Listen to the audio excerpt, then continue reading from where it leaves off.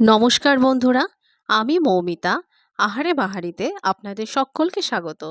আজ চলে এসেছি এক নতুন রেসিপি নিয়ে। আজকের রেসিপি মালাই কোফতা। মালাই কোফতা বানানোর জন্য আমি দুটো মিডিয়াম সাইজের আলুকে কেটে পাতলা পাতলা করে কেটে ধুয়ে নিয়েছি। আলুগুলোকে এবার সেদ্ধ করে নেব। কড়াইতে গরম জল দিয়ে সেদ্ধ করে নিয়েছি। সেদ্ধ করে তোলা হয়ে গেছে। এবার আলুগুলোকে স্ম্যাশ করে নেব। কাঁটা চামচের সাহায্যে আমি এগুলোকে করে নিচ্ছি। দেখুন, রেডি হয়ে গেছে। এটা রেডি হয়ে গেছে একেবারে। এবারে কতগুলো জিনিস এর মধ্যে দিয়ে দিচ্ছি। প্রথমেই দিয়ে দিচ্ছি 100 গ্রাম পনির। পনিরটাকে আমি গ্রেট করে রেখেছিলাম। এবারে এর মধ্যে দিয়ে দিচ্ছি পরিমাণ মতো নুন। এখানে আমি 1 চামচ নুন ব্যবহার করছি। এরপর দিয়ে দিচ্ছি কুচো করে রাখা কাঁচা লঙ্কা। কাঁচা লঙ্কাগুলো একেবারে পাতলা পাতলা করে কেটে রেখেছিলাম। এরপর দিয়ে দিচ্ছি ধনেপাতা কুচি।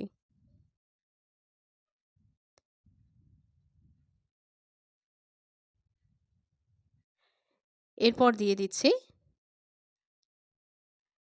গরম মশলা। তারপর দিয়ে দিচ্ছি কাশ্মীরি লঙ্কার গুঁড়ো। যেহেতু কাঁচা লঙ্কা ব্যবহার করেছি তাই লঙ্কার গুঁড়োটা কম দিলাম। এবারে দিয়ে দিচ্ছি 2 চামচ ময়দা।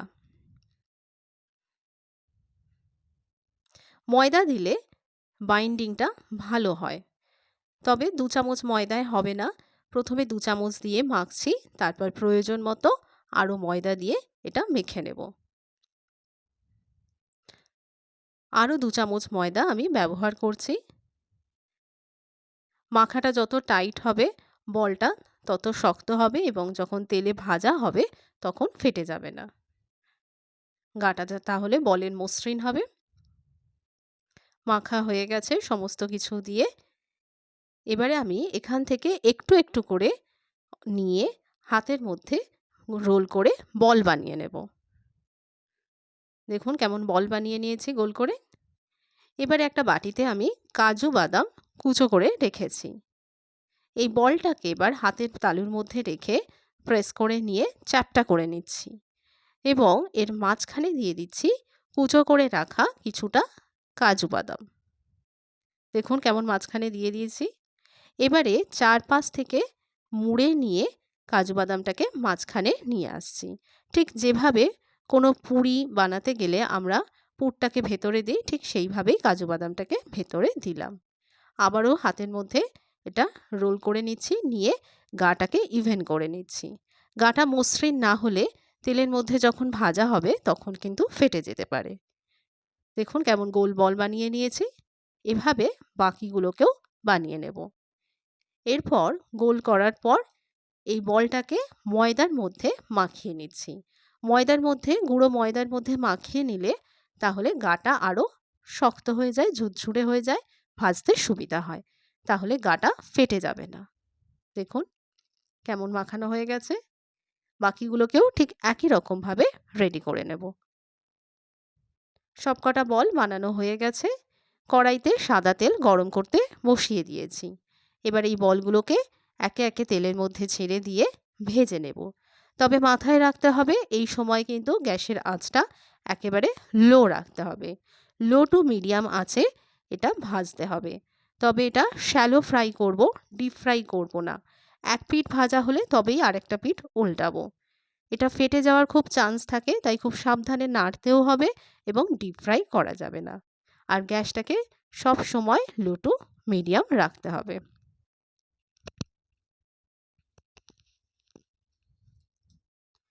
ভাজা হয়ে গেছে, এবার আমি তুলে নিচ্ছি। দেখুন কেমন ভাজা হয়েছে। আস্তে আস্তে কড়াই থেকে বলগুলোকে তুলে নিচ্ছি।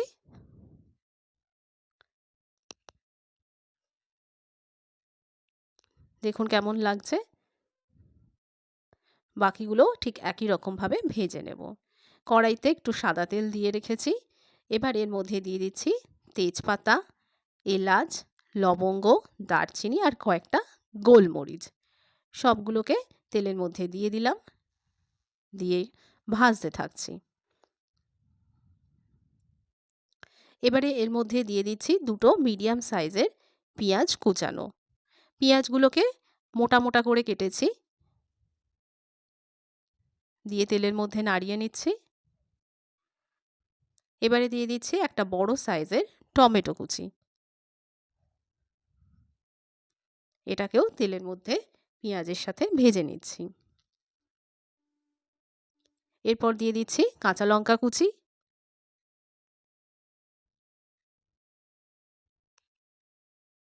এরপর দিয়ে দিচ্ছি রসুন এবং আদা। 4 কোয়া রসুন আমি এখানে ব্যবহার করেছি আর অল্প একটু আদা।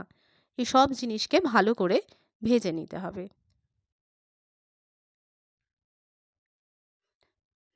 এবারে আমি ওপর থেকে দিয়ে দিচ্ছি কাজু বাদাম কুচি।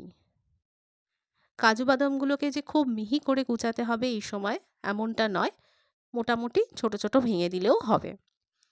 সব কিছুকে ভালো করে তেলের মধ্যে নাড়িয়ে নিয়ে সামান্য পরিমাণ নুন দিয়ে দিচ্ছি যাতে সহজে সিজে যায়।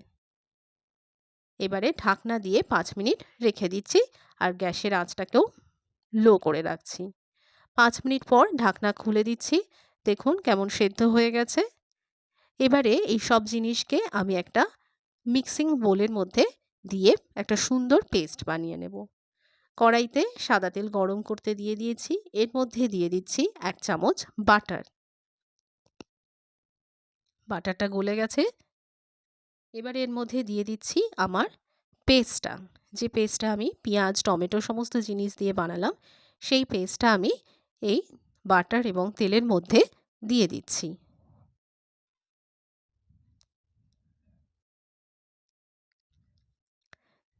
তেলের মধ্যে এটাকে একটু নাড়িয়ে নিয়ে ভেজে নিচ্ছি।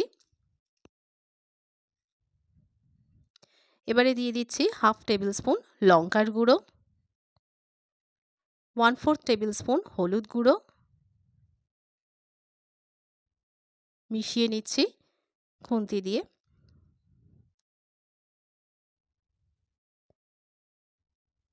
এবারে মিক্সিং বোল ধোয়া জলটা এর মধ্যে দিয়ে দিচ্ছি, দিয়ে নাড়িয়ে নিচ্ছি। আরও একটু জল দিয়ে দিচ্ছি, দিয়ে নাড়িয়ে দিচ্ছি ভালো করে। এবারে দিয়ে দিচ্ছি সামান্য পরিমাণে নুন আর স্বাদ মতো চিনি। এবারে দিয়ে দিচ্ছি টমেটো সস, 2 চামচ টমেটো সস দিয়ে দিচ্ছি।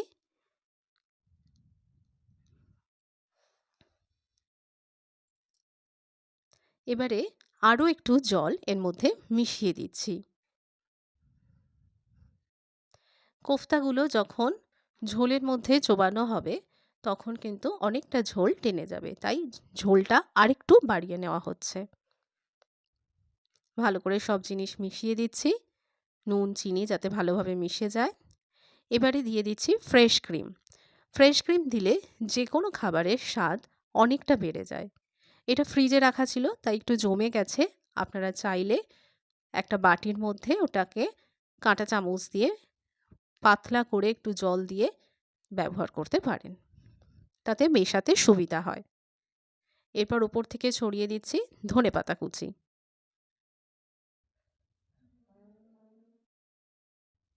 ধনেপাতাটাও মিশিয়ে দিচ্ছি। এরপর দিয়ে দিচ্ছি কাসৌরি মেথি। কাসৌরি মেথিটাকে হাতের মধ্যে নিয়ে 2 হাতের তালুতে ভালো করে ঘষে নিয়ে গুঁড়ো গুঁড়ো করে গ্রেভির মধ্যে দিচ্ছি। কাসৌরি মেথিরও একটা সুন্দর ফ্লেভার হয়, যেটা যে কোনো খাবারে একটা সুন্দর টেস্ট আনে। সব কিছু মিশিয়ে দিলাম। এবারে ঢাকনা দিয়ে 5 থেকে 7 মিনিট আমি ঝোলটাকে ফুটতে দেব। ঢাকনা খুলে দিচ্ছি 5-7 মিনিট বাদে। দেখুন গ্রেভিটা অনেকটা ঘন হয়ে গেছে। এবারে এটাকে আমি কোফতার ওপরে আস্তে আস্তে ঝোলটাকে দিয়ে দেব। দেখুন কোফতাগুলোকে একটা প্লেটে সাজিয়ে নিয়েছি, ওপর দিয়ে আস্তে আস্তে গ্রেভিটা দিয়ে দিচ্ছি।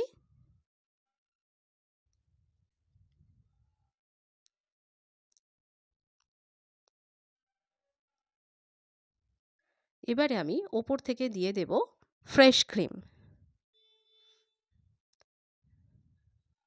আস্তে আস্তে ফ্রেশ ক্রিমটা দিয়ে দিচ্ছি। কত সুন্দর দেখতে লাগছে দেখুন।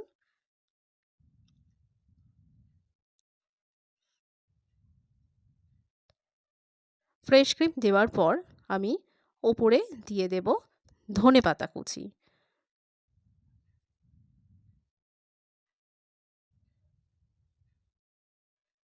খুব সামান্য পরিমাণ ধনেপাতা আমি উপর থেকে ছড়িয়ে দেব চারপাশে। দেখুন কেমন সুন্দর লাগছে। তাহলে আমার মালাই কোফতা রেডি। এটা দেখতে যেমন সুন্দর, খেতে তার থেকেও বেশি সুন্দর। তাহলে আজকের মতো এটুকুই। আবার দেখা হচ্ছে নতুন একটা ভিডিওতে, নতুন একটা রেসিপি নিয়ে। আমার আজকের ভিডিওটা কেমন লাগলো সেটা কমেন্ট সেকশনে জানাতে ভুলবেন না। আর এরকমই নিত্য নতুন রেসিপি পেতে আমার চ্যানেলকে অবশ্যই লাইক, শেয়ার এবং সাবস্ক্রাইব করবেন। ধন্যবাদ।